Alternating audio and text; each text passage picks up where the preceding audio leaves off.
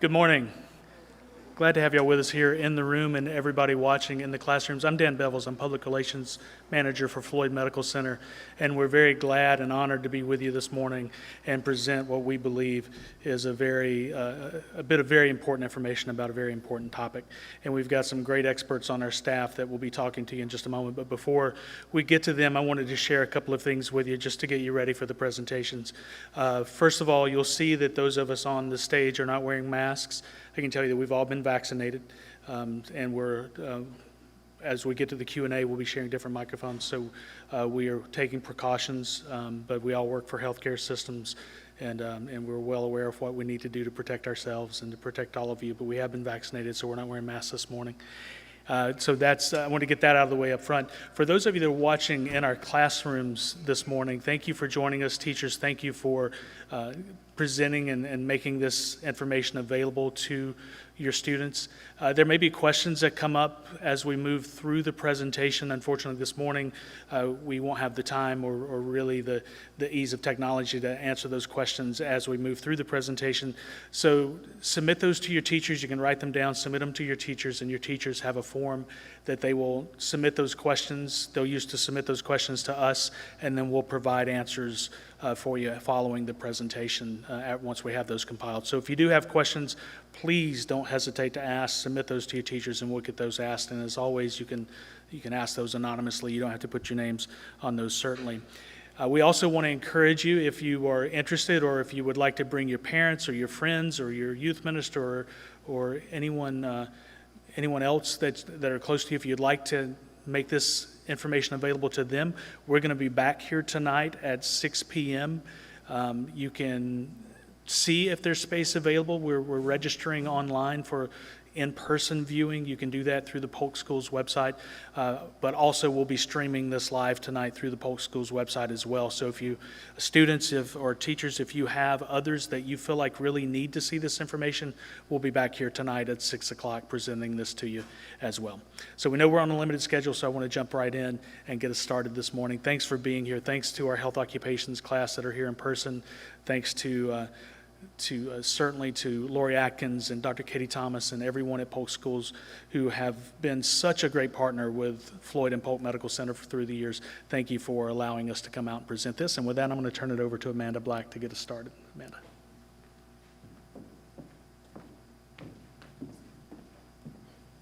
Good morning, everyone. So we are here from Floyd Behavioral Health as well as Willowbrooke at Tanner to present to you guys on youth suicide awareness, just to bring awareness and different information to you. So this morning we will start the presentation with a short video, and after that short video, then we will have Monica speak to you. Thank you. These are humans, more specifically young humans. We believe their story matters. So during this global pandemic, we wanted to stop in and ask, what has this been like for you? It's really been sucky. It's definitely sucked. I can't complain. Yeah, of course it sucked. Yeah, that really sucked. A lot. I've missed out on my whole tennis season, which I can't, that's not too bad. I used to, have a bunch of people come over and we would drink hot chocolate and watch Netflix together. This year we had jazz band for the first time in a long time, and so I had to miss on performing that for our concert. I miss hugging my friends. Now it's just the work and not any of the fun stuff. I've lost my senior year. I lost prom. Prom? That's something I missed. I'm not working my serving job anymore. I've had my good days and my bad days. Let's just say that. School has been weird. Finneytown High School has now become Finneytown Homeschool. I strongly dislike learning from home. I'll try to start schoolwork Monday through Fridays, check all the Google Classrooms and the Schoologies and the 13 different platforms that we use and figure out if there's a meeting. It's led to a lot of stress and anxiety. I feel like I have a loss of hope almost. That's definitely been a lot of stressful thoughts about it. I'm not learning anything. No. Well, I never knew how good I was at procrastinating until now. It feels like time doesn't exist. days are kind of all slobbed together. I definitely have felt guilty for feeling any sort of sadness about what I've missed out on. This is weird, and it's okay to feel like this, and you have a reason to, and you're allowed to. All of our feelings are valid. All of our emotions and stuff, they're real, and we're allowed to have them. So being told that it's okay to have a problem and to feel that way can be the first way to start solving it. Honestly, it's just sad. It's okay to be sad, and it's okay to be hurt, and it's okay to feel the way you do because your feelings are extremely valid. This has never happened before in our generation or in our lifetime. To feel like your feelings don't matter is completely wrong. I talk to my mom a lot. Journaling helps a lot, like writing everything down. FaceTime calls and friends and family, and I'm making sure I water my plants. I've choreographed dances. I would film right in front of my garage actually and post on Instagram, try to spread positivity during this crazy time. I know that first meeting and those first hugs are gonna be really awesome and needed. You are human, which is good news because it means you have permission to be human. And as a human, it's okay to not be okay.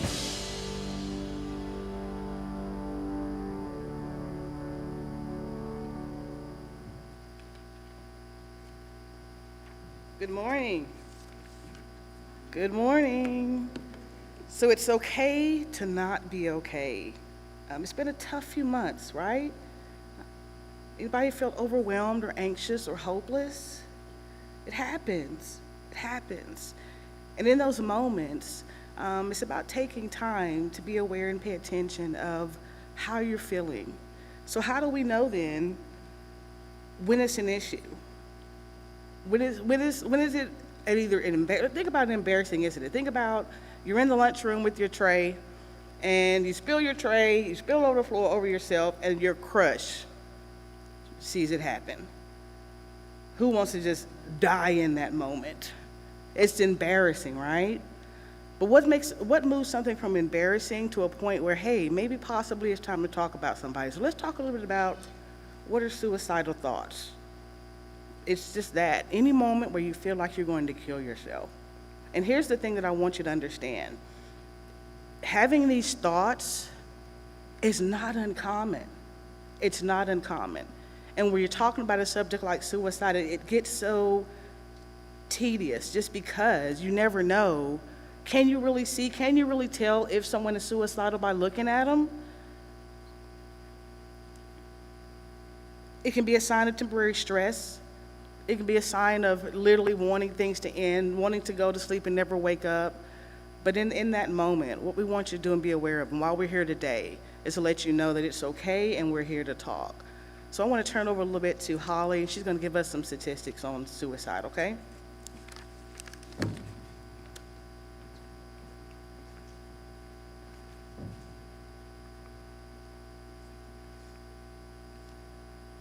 Good morning. Okay, so let's put some numbers to this. So like Monica said, it's very common to have these thoughts. So let's talk about the United States as a whole first. So we're going to talk about the age range, your age range. So 15 to 24-year-olds. It's the second leading cause of death in that age range. Suicide is the second leading cause of death. In all age ranges in the United States, it's the 10th leading cause of death. So it is very common. We average one young person every hour and 20 minutes in the United States that carries out suicide.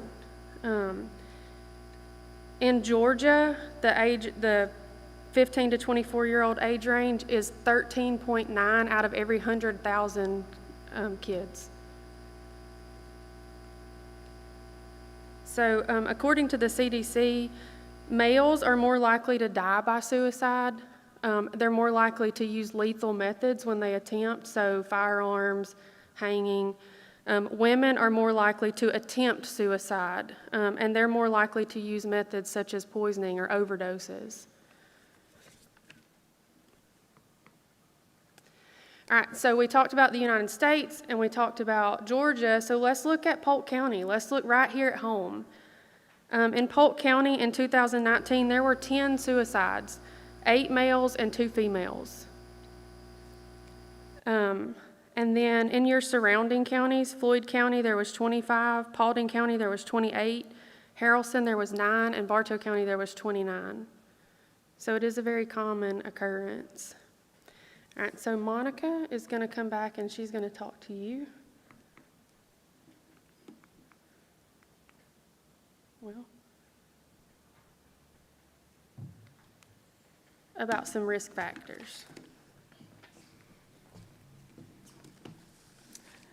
So what makes you at risk? What makes a friend at risk, a family member? Again, this is a tough topic. Look to your right, look to your left. Who's sitting beside you, who's sitting behind you, who's sitting around you? The probability, according to the stats, is possibly someone in here, in your school, in your class, in your family, may be suicidal, may be at risk, but you may not be able to tell just by looking at them. So what are some risk factors? Having a family history of suicide, mental illness, or substance use. Not necessarily a true and hard fact, but it is something to think about in terms of being at risk. Misuse of alcohol or other drugs, or have a history of drug use. Self-harming behavior. I know for self-harm, it's about feeling numb or trying to feel something or try to escape the pain, but just know that it does put you at risk to potentially be suicidal. Or exploring their sexuality or gender, for example, if they're gay, bisexual, or transgender, and have physical illness, chronic pain, disability, or terminal illness. So those are just some things that put you at risk. Again, today is about starting and having the conversation. This is not an easy conversation to have. If you have a friend who's been making statements or you feel is at risk, how do you even begin to broach that subject or talk? Who do you go to? So today is about giving you the resources and the permission and the courage to stand up and talk to somebody. So let's talk a little bit about, I think we're warning signs. Warning signs.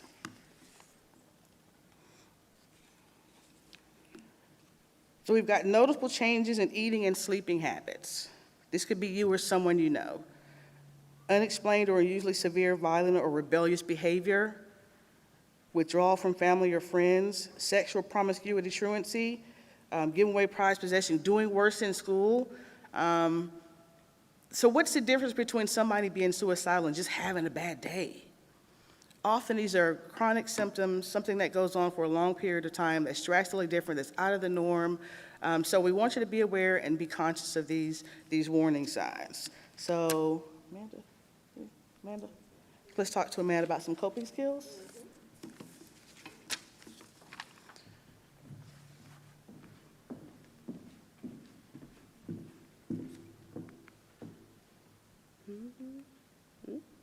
There we go. Good morning again.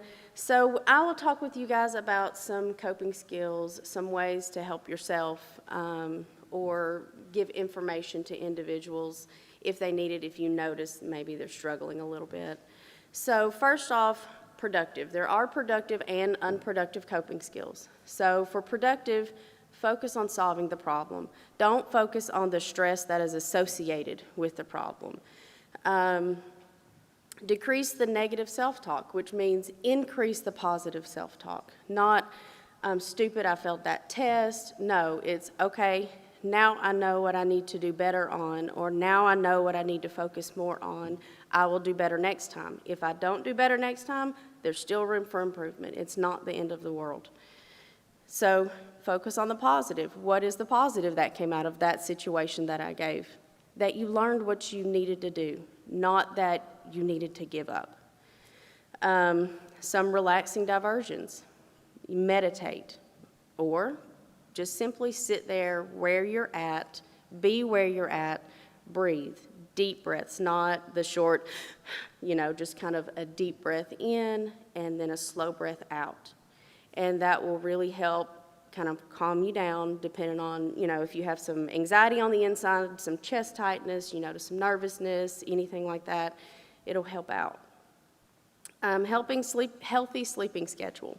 So if you're sleeping 3 to 4 hours, your brain's not getting the rejuvenation that it needs. So you need to have at least 7 to 8 hours of sleep at night. And that will help you wake up refreshed in the morning, have a clearer thought, have clearer logic. Physical activities, those are also productive. That doesn't mean go and run a marathon, but if you're interested in training, have at it. That means just get up simply walking, hiking, anything. If you enjoy running, that's fine. If you enjoy anything, kickboxing, just some physical activity. If you want to go walk with a friend and talk while you walk, that's therapeutic in itself. Plan ahead. So let's go back to that test. So let's say you did not plan ahead, you did not do what you needed to do for that test because you had other X, Y, and Z going on, right? So what happens? Maybe you passed it, maybe you didn't, but you have a lot of anxiety associated with that. Plan ahead, simple, 30 minutes a day, maybe to prepare a week ahead for that test. That will help you, that will help your mental state, that will help your anxiety, that will help your self-assurance, that will help your confidence. Assertive skills, speak up. Be comfortable to speak up. If you are feeling like just something's not right, you're not sure what's going on the inside, but you feel something's not right, speak up about it. If there are things going on in your household and you feel you need to speak up for yourself, feel comfortable to speak up for yourself. This is not good for my mental health. I can't do this right now. Give me a minute to step away. I'll come back 10, 15 minutes when I've had time to think. Also very productive is seeking support. This support can be social support through friends, through groups in the community. It can be spiritual through your churches. If you're not with a church, maybe you have a friend that's a pastor, preacher, youth minister, somebody. You're also welcome to see a professional. We're all professionals. So there, Floyd Behavioral Health, Willowbrooke at Tanner, there's various individuals who do counseling. So all of that will help, and don't be afraid to seek out. Don't feel like, you know what, I'm failing because I'm having to ask somebody for help. That's not what it is. It's you're recognizing what you need, or you're recognizing maybe what a friend or family member needs to be able to talk to them about, say, hey, is this an option for you?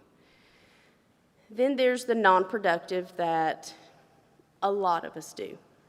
The worry, the excessive worry, the worry that we're not going to get something right, the worry we're not going to do something right, the worry about what's going to happen in this situation.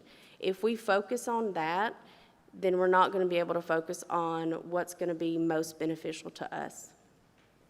The wishful thinking.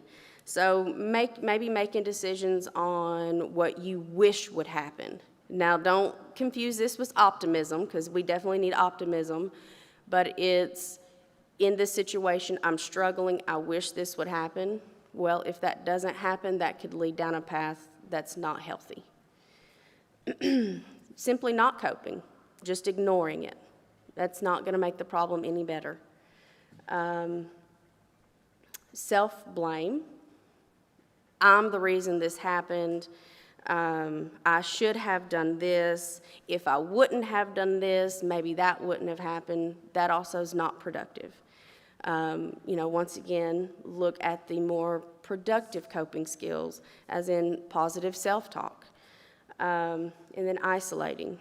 When we get stressed, when we don't want to deal with what's going on in the world, we isolate. We want to be to ourselves. We want to think to ourselves. Sometimes it's just even going in our room or going outside and being by ourselves. That's not always healthy. Sometimes you may need it for a 10-minute span, but not every day. And then next, another coping skill is, everybody has a cell phone. Let's see if I can. There we go. So everybody has a cell phone, or most people do. So apps, there are plenty of apps on whether it's Google Play or Apple for meditation. mindfulness, sleeping sounds, breathing and soothing sounds. So they typically will give you a free trial period, which gives you enough time to say, hey, this is working for me, or it's not, I need to go look for something else. And I really don't want to recommend any mobile apps because that needs to be individualized. That needs to be, what do you need? So just search for those, see which one you like, listen to them when you're in your car, listen to them when you're going to bed at night, if that's when, you have more of the thoughts. So that is all I have for you guys today. I will turn it over to Deb to speak with you about some resiliency. All right, you guys, so again, my name is Deb, and you guys, we've kind of dived into a pretty big topic this morning. It is something that we might think about, it's something that we might hear every once in a while, but we want to make sure that we bring light to you guys today because this is something that has hit Polk County pretty serious this last year. There has been a lot of just traumatic events that have happened to some of your friends, to some of your family members, to people that you go to church with, all these different people that you sort of have walks of life with. And thankfully, your leadership here reached out to partners in the community such as us to be able to come today and let's just talk about it. Let's just make sure that we dive in and really make sure that you guys hear what are things to look for? What are things to actually pay attention to so that if I myself or someone that I know is experiencing some of this stuff, what do I do about it? And oftentimes it's real easy to just get stuck. Like, okay, it happened, I'm here with it, I'm trying to figure it out, but I don't know how, and so I need somebody to walk me through that. And so that's kind of the so what of this morning. So we're looking at about, 40, 50 people in the room, but we also know there's a ton of people sitting in classrooms. And we really want you to internally make sure that you're asking yourself this kind of stuff, but also paying attention to the people around you. And does this impact somebody that I know personally, and do I need to do something about it, okay? So we've talked about suicide, we've talked about things to look for, things to kind of implement if that's what I feel or think, or if I know someone that's doing that. But we also know that from death, whether it's by suicide or car accident or any other reason that we might have experienced, I may actually feel grief. And I don't even know if I even know what that looks like sometimes. So what we want to do is kind of pay attention to what does it look like? How can it come out? How can it actually have symptom? And so I want you to kind of take a look at this screen and pay attention to, have I experienced some of this stuff? Or have I actually noticed it in some of the people around me that maybe didn't used to have some of these things? So are they angry a whole lot more than they used to be? I have a couple kids at home, and one of my kids has had a lot of trauma just happen around them this year through school. And they're starting to react way more intensely than they used to a year ago. We're paying attention to this stuff now. What about, do I just worry way more than I used to?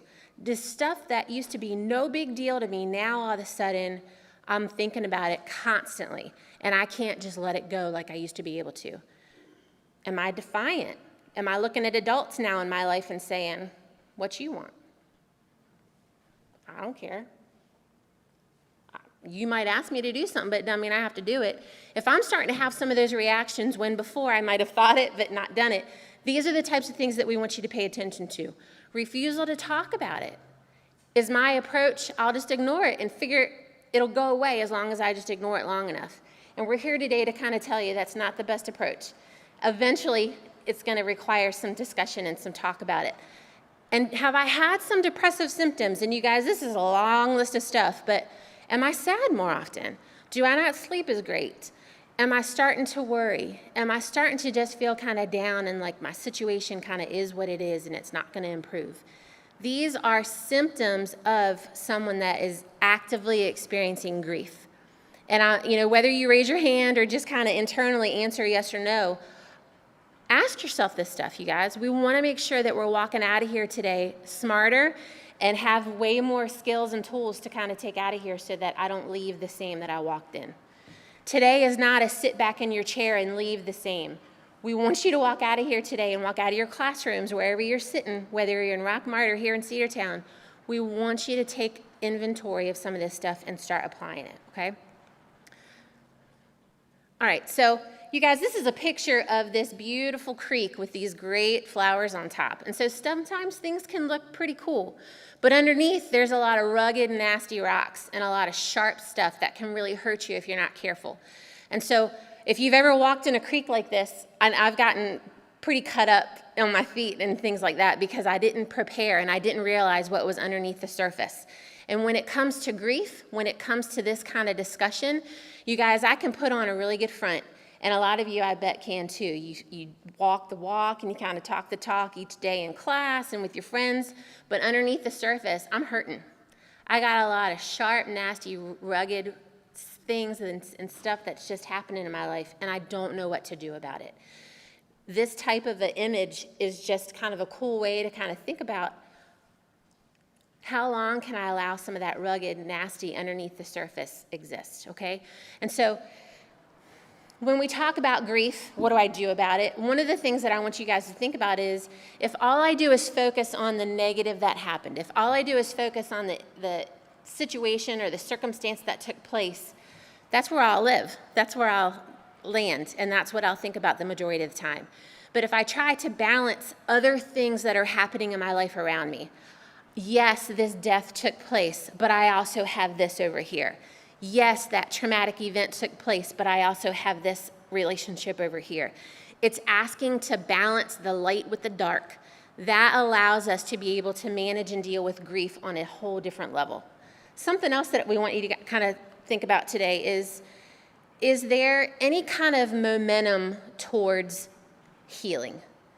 When I'm grieving over a loss in my life, sometimes I can really get stuck in a place where I don't feel like stuff's changing. I'm here and it hasn't changed, and I just keep feeling the same thing day after day after day. And when we deal with grief, one of the things that we try to kind of challenge ourselves on is there any movement towards what maybe used to be, or any momentum towards fun or laughter or just good things in my life? If I can pluck out one tiny thing, that's a good sign. That means that I'm actively grieving and I'm actively moving towards a different thought process and a different way of handling my situation. And another thing related to grief that we want you to think about, talk about stuff that's interesting to you. I don't know about you, but if there's a death or a major loss in my life, sometimes the tendency is to just talk about that over and over and over. And we want you to feel confident to do that. But can I also intermix some other discussion about things that bring me joy, things that I'm interested in, things that are good in my life? And so if you've had a friend who's lost someone important to them, if you know someone who has lost someone important to them, it's okay to talk about both. You don't have to keep the conversation on the same thing, conversation after day after day. It's okay to balance the two.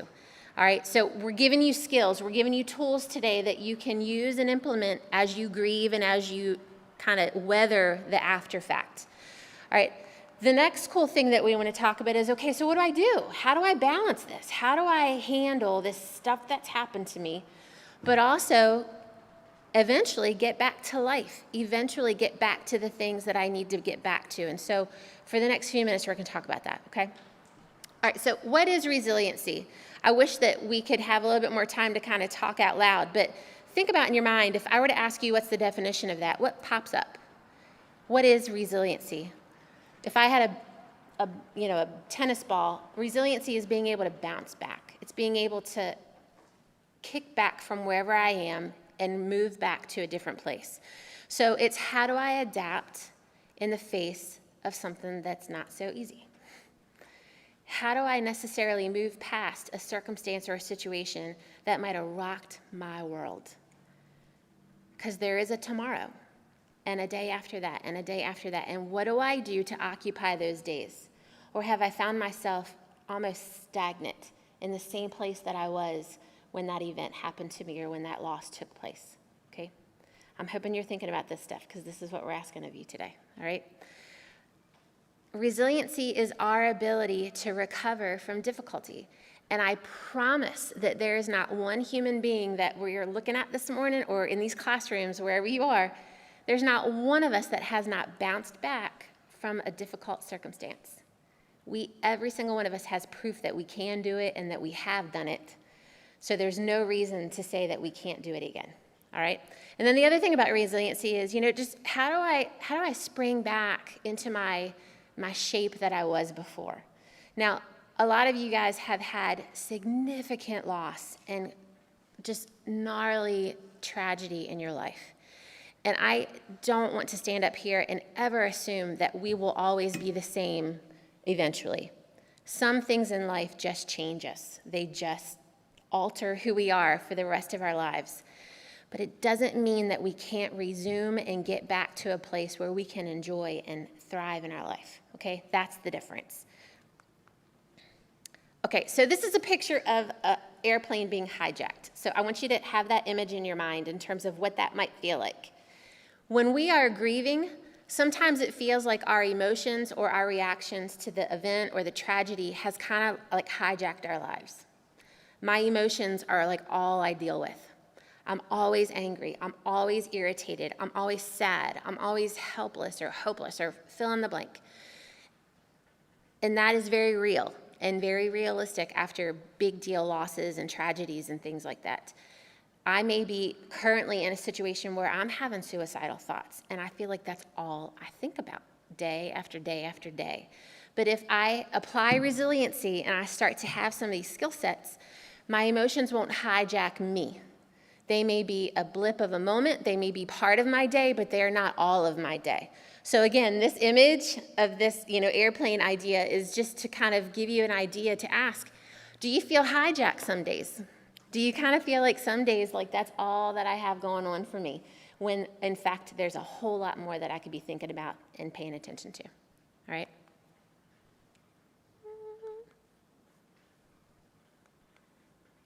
Okay, all right, so I want all of us to do an activity together, okay? So whether I'm looking at you in your face or whether you're in a classroom, one of the ways that we can deal with and handle grief and handle the aftermath of tragedy and loss and that kind of thing is to just learn how to ground ourselves, learn how to actually be okay with me and be okay with the thoughts in my mind and just be with me and not have a phone in front of me or a screen or a TV or somebody constantly occupy me. So what I want you to do is I want you to kind of just put your palm up, if you will.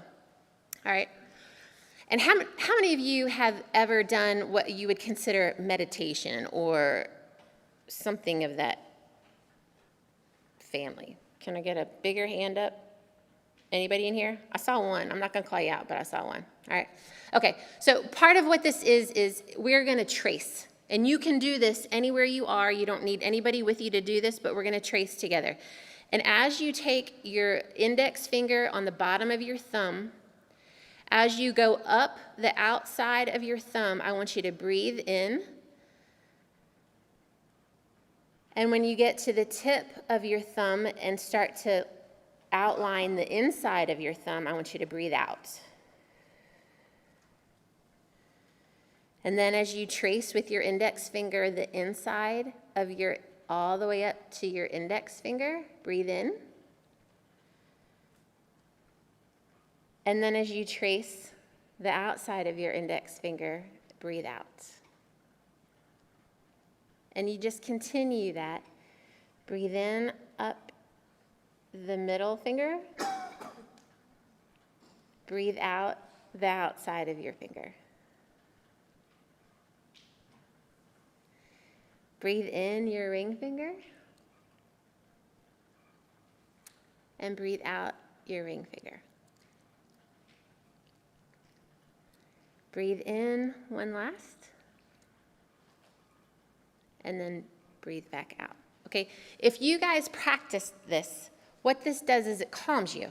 If you're freaking out in your mind, if you're worried, if you're anxious, if you're just totally overwhelmed with your circumstance, do that tracing activity, and I guarantee you it will change some version of the intensity of your anxiety or some version of the intensity of your situation, okay? And you might have to trace your hand 10 times. Rock on, do it. However long that it takes you to just ground yourself and relax yourself. But that is a really cool tool to be able to use, and you don't need a dime, and you don't need a person to help you do it, okay? All right. Okay, you guys, Polk County is kind of unique, and not for necessarily a good way. Polk County is unique because it's starting to have cycles and starting to have increased frequency of people that feel like suicide is a good idea. And we just have to talk about it. We just have to say it out loud. When there is repetitive cycles of these types of events and trauma happening in communities, there's a reason for that. And what we know is that when someone that we know personally to us, or a hero, or someone that we find important to us, if they've taken their life by this method, that makes me way more likely, in fact, 7 times more likely to consider that for an option for myself. So it's a big deal. That is why your leadership, that's why your school district has carved out this opportunity to talk about this stuff today, because without it, the cycle continues to reoccur. And we don't want this cycle to take root, right? We don't want this cycle to continue to happen over and over. And I know that I'm looking at some of you right now who have been personally impacted by this. We don't want it to happen again, whether it's with you or anyone else that you know. And so without talking about it and figuring out another plan, the cycle continues to happen. And so we want to make sure that again, very candidly look at you this morning and let you know we want this to stop. And so if we don't continue to provide discussion and intervention in different ways of going about this, this cycle has a potential to continue to repeat, okay? It would be like putting your car in park and keeping the gas pedal down for hours upon hours upon hours. What would that do to your car? It would wreck it. It would eventually break your car down and create such a situation where it does not function any longer. And what we're saying is, without talking about this stuff and without dealing with it and without going to adults and others that can help you navigate through it all, it will continue to happen. It would be like putting your car in park and keeping the gas pedal down over and over and over again. That sounds ludicrous, right? We would never, because we want to protect our machine. We want to protect this car so it keeps working for us. But sometimes we do this to ourselves. We constantly keep the gas pedal down and we never let up and we never stop and we never do anything different. Well, we're going to break down. Our systems are not going to function if we don't do something different. And so, again, this is just an image to kind of put in your mind. Let's do something different. Let's take our gas pedal off. Let's slow ourselves down, and let's deal with some of the stuff that all of this tragedy and all of these circumstances have potentially built up inside, okay? All right, there's this cool concept called GETMO, good enough to move on. I have a master's degree, and no one has ever asked me what was my GPA in my degree. All they care about is that I got the degree. No one's gonna ask you what was your high school GPA. They're just gonna wanna know, did you graduate? And so some days, good enough to move on is good enough. And so we're not asking for these like monumental, amazing, wonderful, I've had the best day of my life days. But what we're saying is, what's good enough to move on? And so sometimes that's getting up out of bed and coming to school. Sometimes that's getting up and making sure that I call someone that can ensure that I'm doing okay. Sometimes good enough to move on is just making sure that I get dressed and brush my teeth and get on with the day. That's good. That is good enough. And so as we measure how I'm responding and if I'm resilient and if I'm dealing with my stuff, sometimes those are the cool measures that we can just know it was good enough to move on today. It's permission to make sure that we don't have to have these amazing days all the time. We want them, and they're amazing when we have them, but sometimes when we're dealing with grief and we're trying to be resilient, that is enough. So I'm giving you guys permission to have good enough to just move on, okay? All right, there's value in numbers. I'm hoping that somebody in here can confidently say that I have at least one person or one friend or one go-to, but not everybody can, you guys. Not everybody has somebody that they can go to. And what we're doing today is we're challenging you and we're asking you, there is not one adult in your school system who would not find pure joy in you coming to them and saying, I need some help. Your system is chocked full of adults who would want nothing more than for you to come to them and say, I need to talk to somebody, okay? You might not know it, but your Polk school system actually has counselors who come onto your campuses every day and provide counseling. You don't even have to take off school and go somewhere. You can actually receive counseling and talk to somebody who gives a rip on your campus and not even have to have a ride. Pretty cool stuff, all right? Know what's out there and ask if you don't. Okay, and then you guys, there's just one more thing that I wanted to talk about today. These are kind of the crucial C's. I don't know if you're like me, but I like acronyms. I like takeaway things that I can kind of take with me and use. And these are the things that I want you to ask yourself today. Do I believe that I have a place? Do I believe that I can do whatever it is that I want to do? Do I believe that I can make a difference? And do I believe that I have what it takes? If I said no to any of those questions, okay, now you know. And now you understand that there are those that you can talk to and people that you can sit down with that will help you figure out how to answer yes to every single one of those crucial C's, okay? Again, we don't want you leaving here today thinking, okay, great, all this wonderful information, but what do I do about it? We're asking you to go to the adult that might be sitting in your room with you. We're asking you to go to an adult that you feel comfortable with or an adult that you would be willing to ask help from and start the process. Your chemistry teacher is not a counselor, but they know who a counselor is. Your physical education teacher is not a therapist, but they know who the therapist is on their campus. And so tap who you feel comfortable with and allow them to connect you to those that might be able to help you, okay? So we're hoping that today was valuable to you, that you learned something, and the takeaway is it's okay to have all this stuff happening. The bigger deal is, what do I do about it? And do I respond to it in a way that helps me move forward and gets me connected to people that can help me do that, okay? Okay. All right, thanks.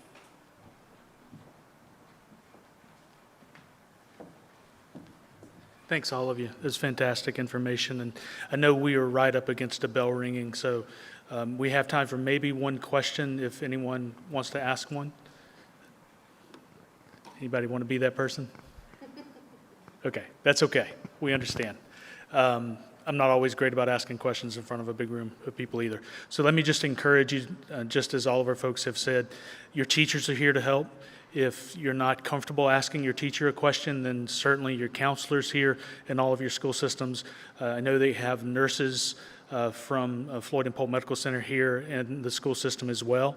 So they're here to answer your questions or at least point you in the right direction if you have those questions. So feel free to ask questions of them if you have need to. Just more than anything, ask someone. Maybe it's your youth pastor or your pastor at your church, or just ask someone that you trust that can help you, and then even if they don't have the answer, can point you in the right direction. I also encourage you to come back tonight or watch tonight online if you're not able to register to come back tonight, and encourage your friends who may not be here this morning, or your parents, or again, those adults in your life, to watch the live stream. They can access that through the Polk School District website, and we'll have more time tonight to get to some questions, hopefully. So we encourage you to do that as well. But in the meantime, I think we're just a minute or so away from the bell ringing. So thanks for having us come out today. Thanks again to all of our panelists. How about a big round of applause for those that are here for them? It was great information. Thanks again. Ms. Atkins, Dr. Thomas, thank you for having us out this morning, and have a great rest of your day.